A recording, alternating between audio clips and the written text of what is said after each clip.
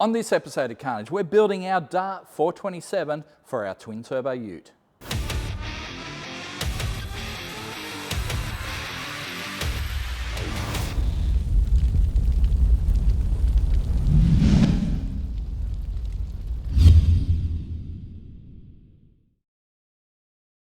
For those of you just joining us, we're building a twin turbo VS Commodore ute for Drag Challenge, and this is going to be the engine for that ute. It's 427 cubes, it's a Dart block, and it's got our ProFlow lift plate on here, so we've got it up onto our Heron Forbes engine stand. Yes, all the sponsors are represented, and that's a good thing because without the sponsors we can't do this. So make sure you support our sponsors who support us.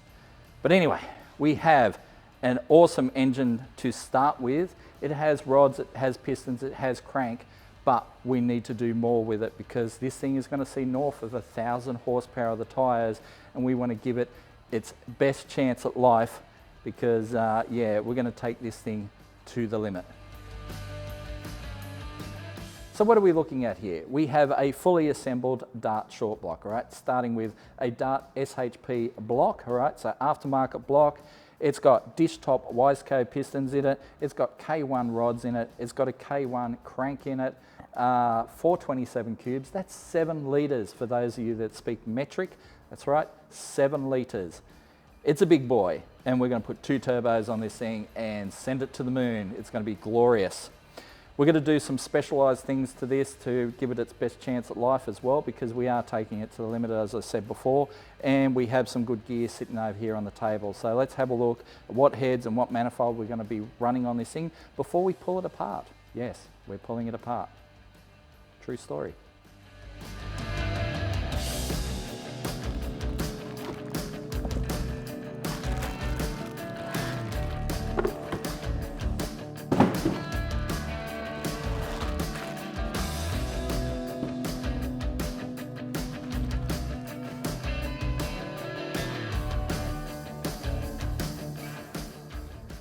So we're going to be using ProFlow 276cc heads. These are their big boy head. They are a 6-bolt configuration, same as our block, right? So not only do they have your head bolts there, there, there, and there, they have a bolt there and a bolt there just to give maximum clamping force, all right? So obviously they're bare. We will have to deck them out with valves, springs, retainers, all that gear, and obviously we're going to use good gear for that. So because this thing is going to see some horsepower.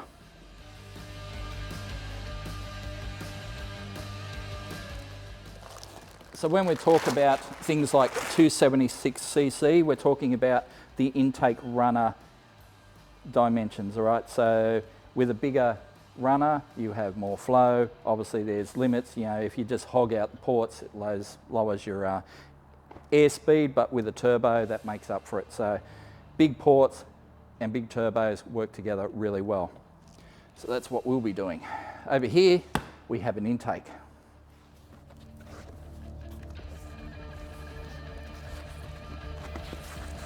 Whoa. So here we have ProFlow billet intake. Just a single injector deal, but that should be fine for us. We're obviously going to try and hunt up some very big injectors to feed this. We'll need 8 very big injectors. But yeah, also big rectangular ports, O-ringed of course, but yeah, that's going to look glorious on our 427.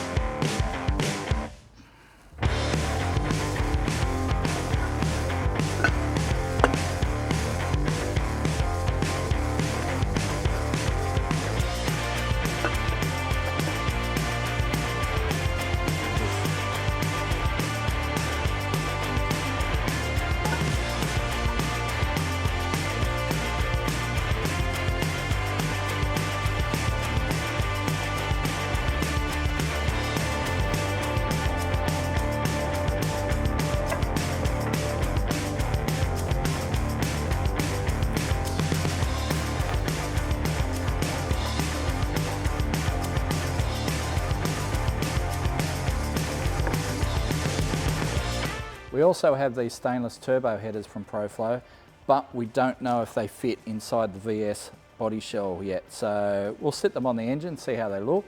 But yeah, we may go with a set of fabricated headers yet. But let's see how these look.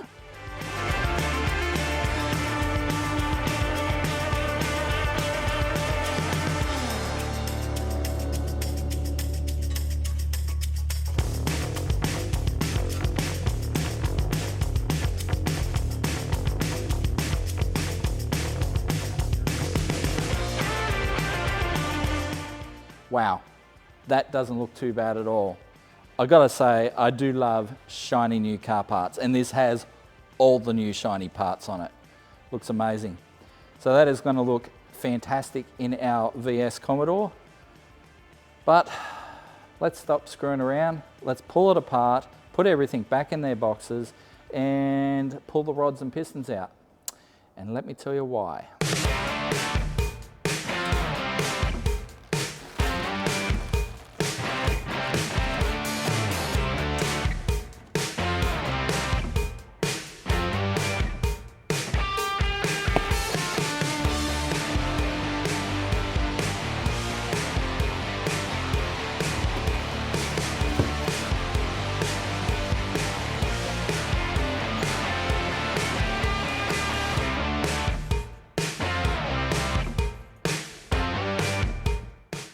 Now that we've put all that away, let's talk about what we have to do next. Now this is a pretty stout package. We've got forged pistons, forged rods, solid crank.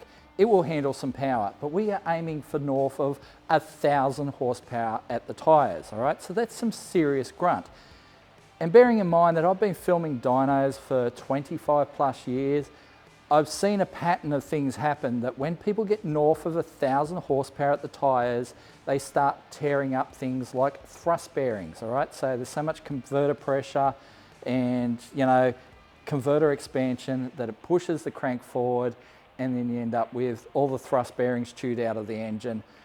So people will do 1,000 at the tyres, you know, once or twice, and all of a sudden their engine's in pieces, okay? We don't want to do that, right?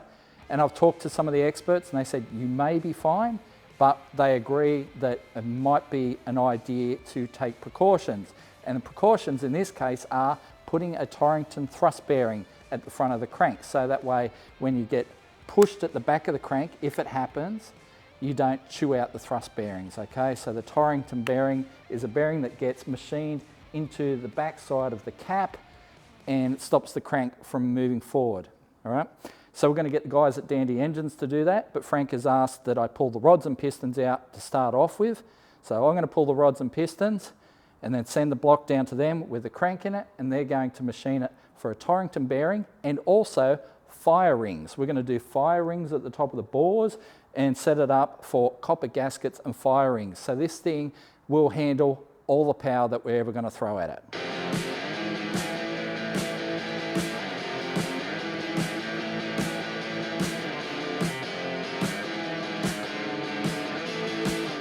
Looking at our engine from underneath, you can see it's got some heavy duty hardware there. It's got billet steel caps, 4-bolt mains, all right, H-beam K1 rods with ARP 2000 bolts.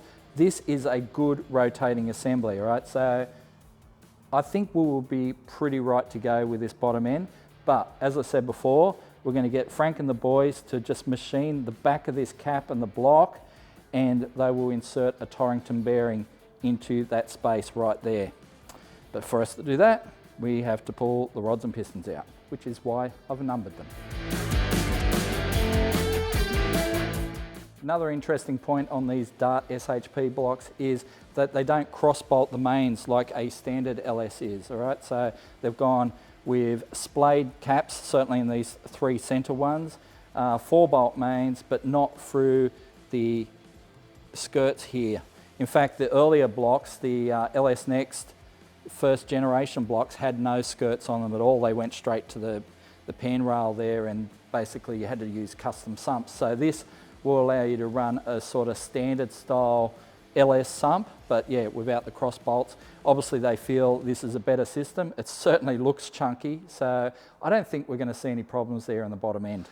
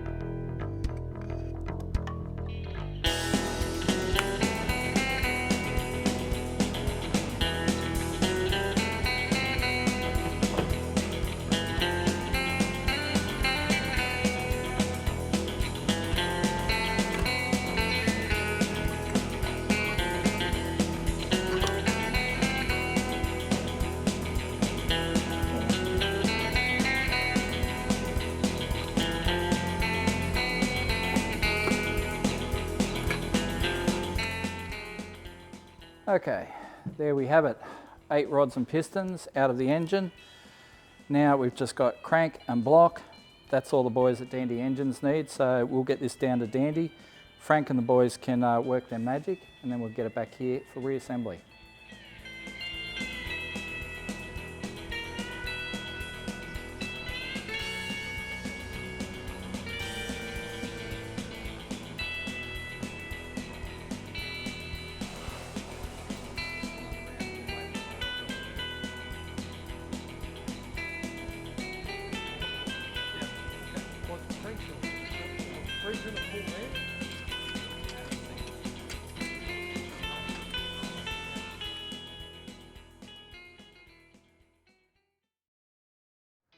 So we have an engine block back from Dandy Engines. They've done the machining operations I've asked for, which are machine it for fire rings, which you can see here at the top of the cylinders. So we'll be running fire rings in there, copper head gaskets, sealing that boost. We also had them cut it for a Torrington bearing. So I'll show you on the back side of the #1 rail here. You'll see under the main, it's cut. But you can also see it in the crankshaft here, which I still have to clean. But you can see the recess there where it's cut for the Torrington bearing. Now I should probably state, you don't have to do these things to dart blocks to make them work. I mean, they're a great block straight from the box. And you know, we could have bolted heads to it, sump, all the gear, and sent it, and it would have been fine up to a level, but we're going to take this to the limit, really. We're going above and beyond. Will be 427 cubes, as I've said before. It has got goodish rods. It has goodish pistons. It doesn't have the top level, it has medium level stuff. So we are going to take that medium level stuff to the limit. Sure, we could upgrade it now, but it's going to add massive amount of time to our already limited time, and also a lot of money to our budget, which is also limited. So we'll send it with what we got, cross our fingers a bit, but yeah, having that little bit of safety in it with the fire rings, the Torrington bearing, will make this thing a very solid 1,000 horsepower plus at the tyres engine. And yeah, it's going to be great. So I've just been cleaning it at the moment, so it's just come back from the machine shop. So when things come back from the machine shop, you should clean them. I've already pulled the core plugs out of the front and rear for the lifter galleries and other oil galleries. So, you know, blowing degreaser through and air through them just to make sure that there's no material left from the machining operations. And the block is just about as clean as I can make it. And now I'll have to clean the crank. Then we can get the bearings back in, get the mains back in. I'm not going to show you all of that stuff, but we'll show you little snippets of us putting it back together. We'll check the gaps on the ring gaps on the pistons, but I'm pretty sure they should be pretty good. But anyway, we'll check these things. You have to check these things. Otherwise you go into it not knowing, and you know, you don't want to go in there and find out that, you know, one of your pistons had an 18th hour ring gap, and that's the reason it ripped the top off the piston when you threw 30 pounds of boost at it. So that would be a bad day. Let's not do that. So I will check things, but we're not going to show you us checking everything, because we've shown you that many, many, many times before. And I should say a big shout out to Lou, Frank and the guys at Dandy Engines for fitting our block into their very busy machining schedule. They got so much work at the moment leading up to Drag Challenge, and we kind of dumped this on them and they got it done. And they even laser engraved the #1 main cap with the torque measurements for our new block. I mean, how do you like that for attention to detail?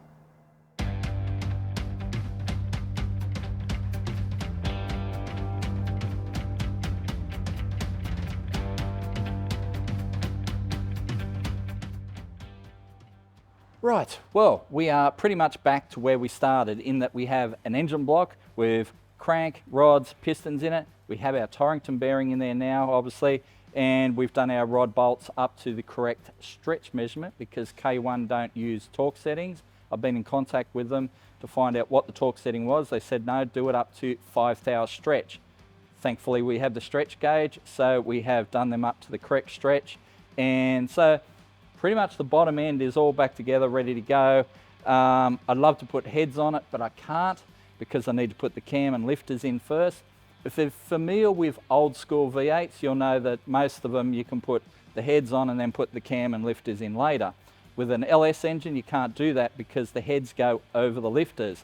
So cam and lifters have to go in before the heads go on, and I don't have the cam and lifters yet. They're on order, but I don't have them yet. We'll have them shortly, and then we can do the heads. We've got our copper gaskets, we've got our fire rings, we can do all that. But you're going to see all that on future episodes of Carnage. And in fact, on the next episode of Carnage, you're going to see the ute over at MPW where the boys are putting the rear end into it. So check back with us then, and you'll see the magic happen. So this is where we're at.